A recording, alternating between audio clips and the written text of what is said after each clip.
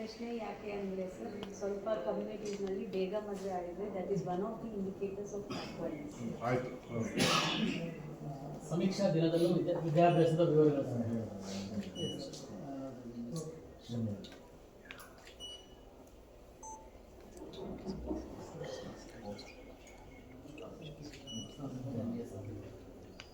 ಸರ್ಕಾರದಲ್ಲಿ ಪಡೆದಂಥ ಉದ್ಯೋಗ ಸೌಲಭ್ಯಗಳು group A, group B,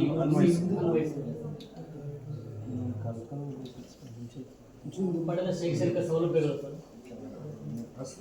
S ಪಶುಸಂಗೋಪನೆ, ಇಂಜಿನಿಯರಿಂಗ್ ಯಾವುದೂ ಇಲ್ಲ ಸರ್.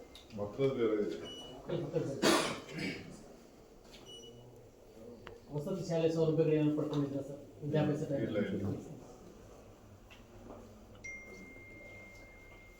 ಮೀಸಲಾತಿಯಿಂದ ಯಾವುದಾದ್ರು ಸೌಲಭ್ಯಗಳನ್ನು ಪಡ್ಕೊಂಡಿದ್ದೀರಾ?